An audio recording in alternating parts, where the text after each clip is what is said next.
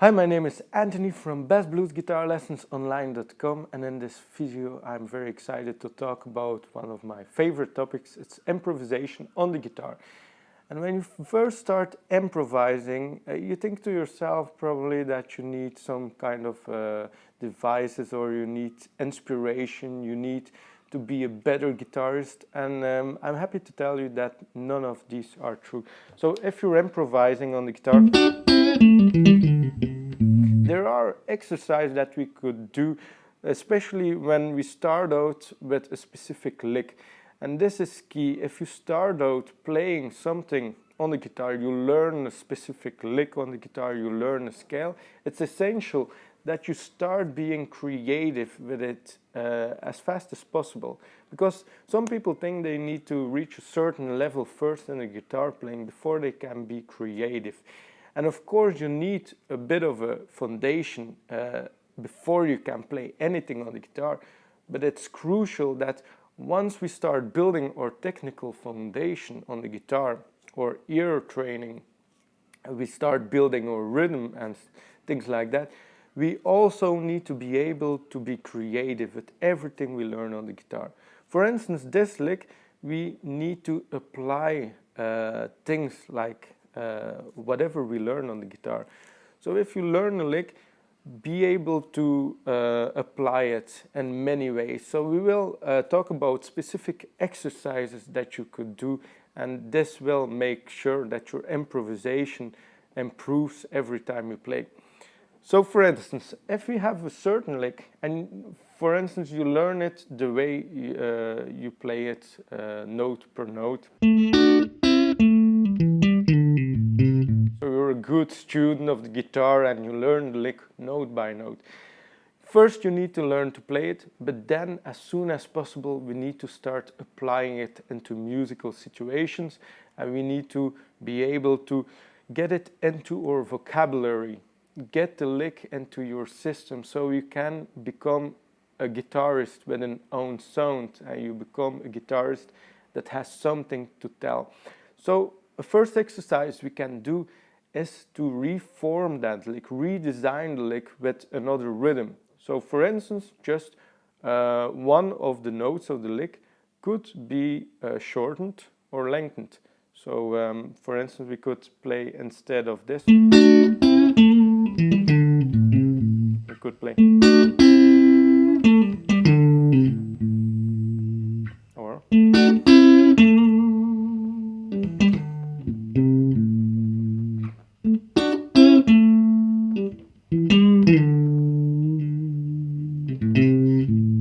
this is a first great exercise. Any lick you learn, just experiment with the rhythm. And then a second very good exercise is to try to reform the lick a bit with using the other notes of the scales you play. So you can add notes from the scales in which the lick is played. So this is also very important to know, that every lick on the guitar we play is always derived in some way from a scale. So if you know from which scale it is derived, then you can use the notes to make the lick longer, for instance. So if we play like this,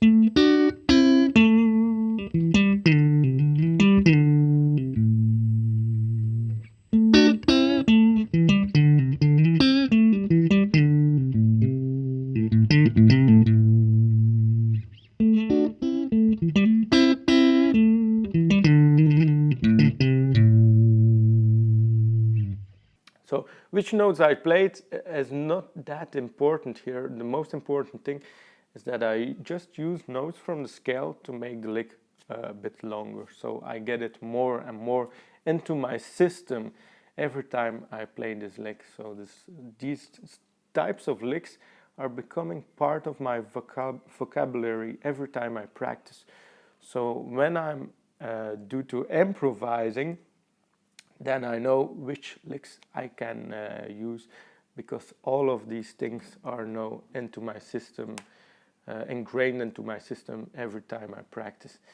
And then a little bit more of an advanced topic is using passing tones on the guitar.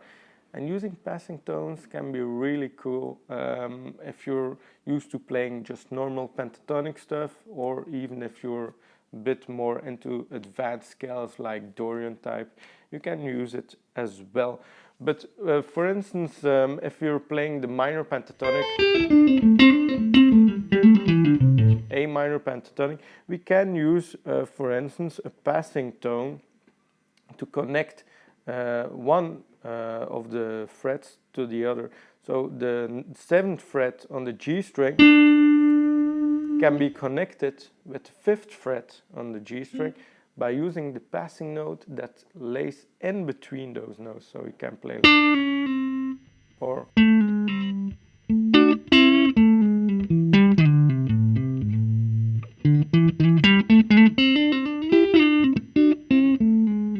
so the first exercise you could try is just when you have the connection of two notes from minor pentatonic scale that are 2 frets apart, you can use the fret in the middle just to connect those two notes. So it's a great exercise. Your licks will sound a bit more jazzy by doing that.